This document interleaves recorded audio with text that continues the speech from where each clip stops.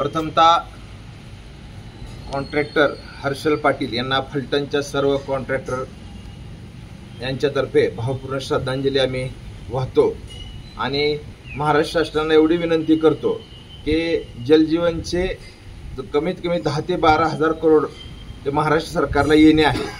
यामध्ये छोटे छोटे कॉन्ट्रॅक्टर हे अत्यंत भरडले जातात। काम पूर्ण होऊन किंवा चालू काम हे गेले 6-7, 7-7, 8-8 महिने यांची बिल शासन दरबारी पडून आहेत। परंतु काल परवा शासनाने जे सांगितलं की हे कॉन्ट्रॅक्टर नव्हते, हे सब कॉन्ट्रॅक्टर होते। जरी ते सब कॉन्ट्रॅक्टर असेल तरी त्यांनी काम केले का नाही शासनाने खात्री करावी। त्या गावात जावं, त्या गावामध्ये पंचनामा करावा हे काम केलं आहे का, आणि जर काम केलं असेल तर भले ज्या लायसनवर त्यांनी काम केलं आहे तिथे त्यांना बिल सोडण्याचा अदा करण्यात येतं। जवळजवळ 50% हे सब कॉन्ट्रॅक्टरच असतात। हे जनरल पब्लिकला माहिती आहे। लायसन एक जणाचं असतं आणि 2%, 3% लायसन वापरायला घेतलं जातं। म्हणून याचा अर्थ असा होत नाही की तुम्ही सब कॉन्ट्रॅक्टर म्हणून त्याला जबाबदार सरकार नाही।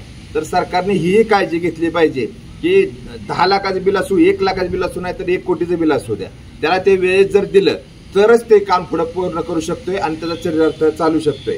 त्यामुळे सरकारला नको त्या क्लिष्टाटी न करता सहानुभूतीपूर्वक सर्व कॉन्ट्रॅक्टरांचा आपण विचार करावा आणि बिल अदा करावीत। जलजीवनच नाही, अन्य 2-3 जिल्हा परिषद असतील, बजेटची कामं असतील, याही कामामध्ये बरेच जणांचे पैसे अडकलेले आहेत।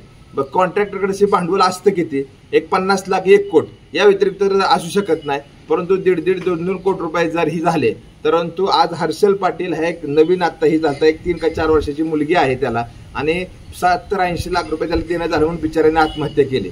असे हर्षल पाटील तालुक्यामध्ये होऊ नयेत आणि काम मिळेल, बिल येईल या आशेने 2%, 5% सोने तारण ठेवून गोल्ड लोन करून हा कॉन्ट्रॅक्टर हात उसने पैसे मागून हे बिल काम करत असतो। त्याला येणाऱ्या वेगवेगळ्या अडचणी असतील, गाव पातळीवर असतील, ग्रामीण भागामध्ये असतील, शहरी भागामध्ये असतील, जी काम आहे कॉन्ट्रॅक्टरांच्या जी काय अडचणी आहेत ज्या काम करताना, याही शासनाने समजून घ्याव्यात आणि फक्त बिल अडकले कॉन्ट्रॅक्टर लय मोठा करोडपती अशी परिस्थिती राहिली नाहीये। त्यामुळे शासनाने सहानुभूतीपूर्वक विचार करावा।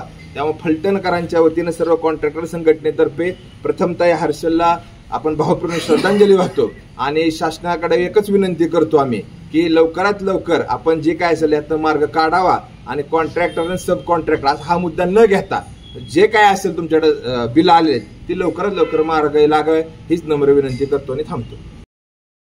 परवा सांगली येथे आमचे जलजीवन मिशनचे कंत्राटदार माननीय कैलासवासी हर्षल पाटील यांनी जलजीवनचे मिशनची देयके न मिळाल्यामुळे काल परवा त्यांनी आत्महत्या केली।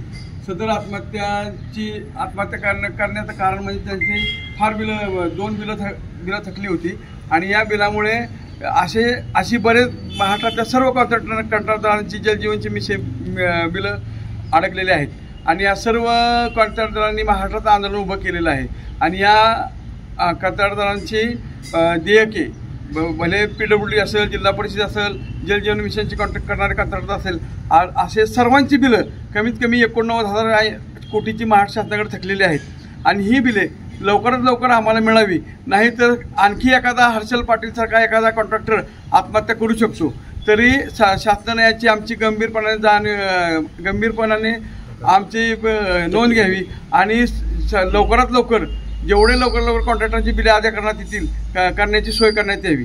नाहीतर त्यासाठी आज आम्ही सर्वजण जलजीवन मिशनचे कॉन्ट्रॅक्टर, फलटण तालुका कंत्राटदार महासंघातले सर्वच अधिकारी कंत्राटदार आपले कैलासवासी हर्षल पाटील यांना श्रद्धांजली देण्यासाठी आम्ही जमलेलो आहोत आणि तरी याची नोंद घेऊन महाराष्ट्र शासनानं सर्वांची बिले, सर्व कंत्राटदारांची बिले लवकरात लवकर द्यावीत ही सरकारला आमची विनंती आहे।